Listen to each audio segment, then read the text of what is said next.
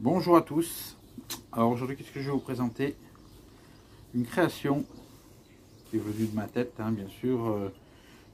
Voilà, c'est pour nettoyer les monnaies. Et donc, je l'ai appelé le Nettoie-Tout de chez Bricole-Tout. Alors, le voilà. On peut voir, j'ai les deux mains libres. J'utilise mon support temporaire. Donc, c'est un étau avec 3 taquets qui sont incurvés là. Donc, normalement, c'est des petites poulies pour faire passer des petites cordes. Donc, tout ça crée la 3D sauf les pieds. Les pieds, c'est des boutons de porte. C'est des boutons de porte qui sont un certain poids, ça fait que ça reste stable, ça va pas se naviguer à droite à gauche. Donc ici une molette pour serrer l'étau. La particularité de cet étau, super pratique pour moi je trouve, après chacun en pense ce qu'il veut, c'est que dans cette partie là vous allez pouvoir nettoyer, pour ainsi dire, tous les monnaies, certains objets qui sont ronds ou pas ronds. De toute façon, presque tout va rentrer là-dedans. Et même si vous ne pouvez pas faire rentrer là-dedans, vous avez cette partie ici. De toute façon, vous allez mieux comprendre en image. Allez, je vous montre. Donc, le Nettoie-Tout. Vous voyez, toute petite pièce de 1 centime d'euro. Alors 1 centime d'euro, qu'est-ce qui se passe? C'est que elle est aussi petite qu'une 2 centimes de Napoléon. Alors pour les nettoyer, et des fois à la main, si vous faites à la main, c'est galère déjà avec les Napoléons classiques. Tenir une monnaie à la main, c'est un peu dur. Alors, je regarde pas ce que je fais. Donc là, ce qui se passe, c'est que grâce à mon système, on prend la monnaie, on la glisse là, tac, on serre, tac, j'irai un peu plus vite, ça ira mieux. Voilà, ça sert à rien de serrer trop fort, votre monnaie elle est prisonnière, vous pouvez voir, vous tapez dessus, bouge plus. C'est bridé et on va simuler que j'ai pas pris de grattoir. De toute façon il n'y a rien à nettoyer, elle est propre la pièce, mais vous imaginez que vous allez nettoyer et voilà, je gratte ma monnaie. Quand c'est fini, je fais l'autre face bien sûr. Après vous la ressortez, hop. Si vous avez une face, vous avez la tranche à faire, vous la calez ici. Vous voyez, il n'y a pas de problème, hein, ça tient. Après, je vais vous montrer parce que vous allez me dire, si c'est pour faire juste ça, c'est bon, on s'en fout. Hein.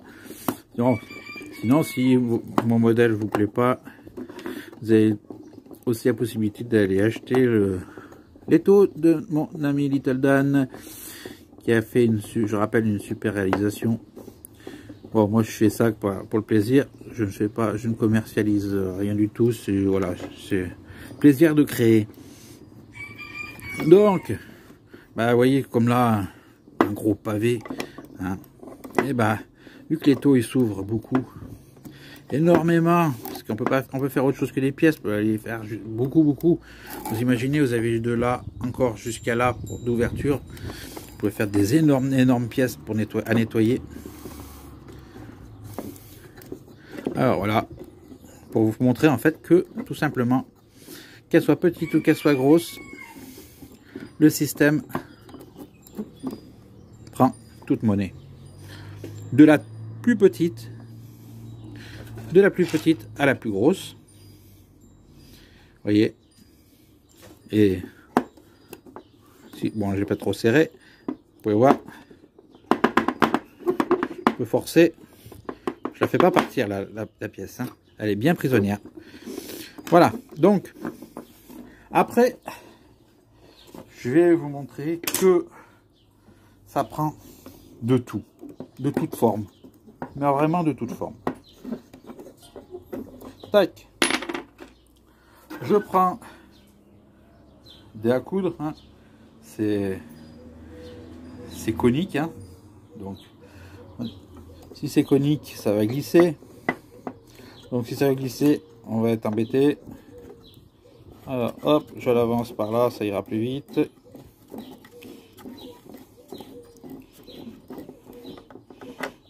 J'ai l'intérieur du dé à coudre à faire.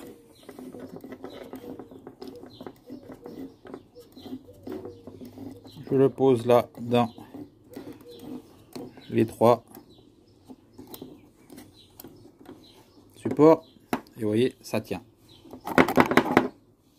Bon, je peux travailler sur l'intérieur de mon dé à coudre à bien le nettoyer, bien le gratter. Après, je peux faire aussi dans l'autre sens. Seulement dans l'autre sens, je vais être embêté dans le sens que là où j'ai le support, je suis sans arrêt en train de tourner. Alors ce que je fais, c'est là qu'intervient l'autre face. J'ouvre mon étau.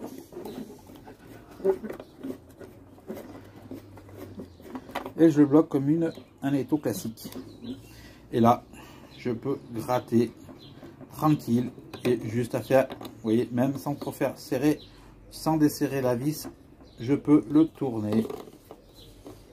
Et vous voyez, ça ne descend pas, ça reste bloqué en pression.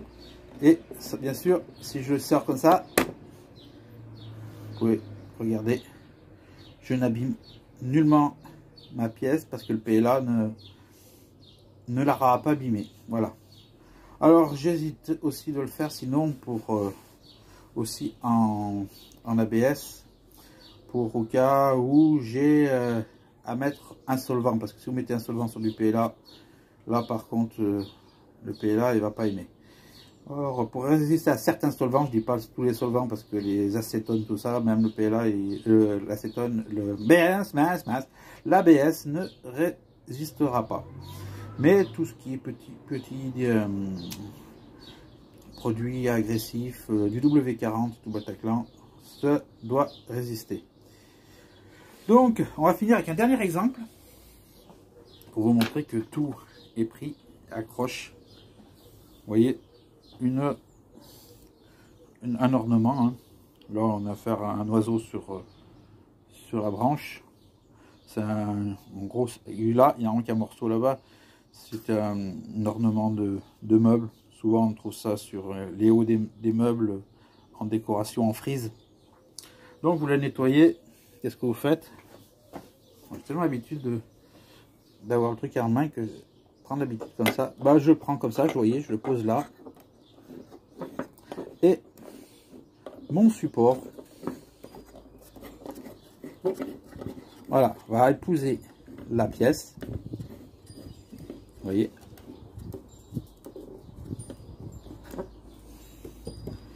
Et ça ne bouge pas. Donc je peux même nettoyer ceci sans être embêté parce que j'ai accès là. Le seul endroit où je n'aurai pas accès, parce que là j'ai accès de partout. Le seul endroit où je n'aurai pas accès, c'est là où il y a les appuis. Mais bon, vous n'avez plus qu'à retourner la pièce, tout simplement. Hein. Faut pas sorcier. Hein. Tournez la pièce, vous la déplacez. Voilà. Et puis sinon, si vous voulez pas utiliser la partie avec les taquets, vous pouvez toujours la coincer ici. On en revient à la même chose. Et vous êtes tranquille. Alors vous allez me dire, oh, il a choisi sa pièce de toute difforme pour qu'elle rentre dedans. Ben, je vais aller vous trouver un autre exemplaire de quelque chose qui n'a rien à voir avec ça, mais qui est quand même pas rond, pas carré. On va voir ce que je peux trouver. Donc j'ai pris, on trouve souvent ça, clé de tonneau, donc c'est rond mais c'est courbé là. Là c'est tout difforme. Alors on va tester, voir. Hein. Si je n'ai pas testé avant, c'est pour voir comment je peux l'installer. Et ben comment je vais l'installer? Ben, je peux l'installer comme ça.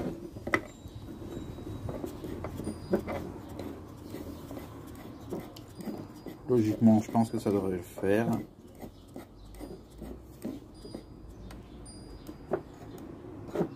Voilà, vous voyez, il est installé là. Je peux y travailler sur toute sa hauteur, à l'intérieur du trou, du bec, du bec du robinet. Voilà. Et puis si je travaille dans l'autre sens, et ben voilà, hein, je tourne. Je le mets dans ce sens-là. Voilà, et je travaille dans ce sens-là. Qu'est-ce que je peux vous montrer? Voilà, quelque chose qui n'a rien à voir avec les objets à nettoyer, mais pour vous montrer en fait toute la taille que ça peut prendre. C'est-à-dire, je vais essayer de voir si je peux rentrer cette bouteille. Ah, vous la voyez pas là, ça a tapé dans le truc. Allez, on va voir ça. Alors, la bouteille était trop grosse quand même. Bon, vous voyez quand même la taille que fait une batterie de perceuse sans fil. Et ben, ça attrape la batterie sans fil. Donc pour vous dire que ça fait une grande mâchoire, vous pouvez nettoyer un grand objet. Ça, c'est pas de souci, vous voyez. Voilà. Sur ce, ben, si cette vidéo vous a plu, ben, tant mieux. Si vous avez des questions, n'hésitez pas. Si vous avez des demandes, je sais pas quoi. Ouais, je sais pas. Voilà, je peux vous répondre à ce qui m'est possible de pouvoir vous répondre. Voilà. Alors, n'hésitez pas de mettre un pouce en l'air si vous avez aimé. Je répète plus pour les pouces en bas, je l'ai dit dans une autre vidéo avant. Faut pas me rabâcher. Et puis, ben, je vous souhaite bonne continuation, bonne détection. Allez.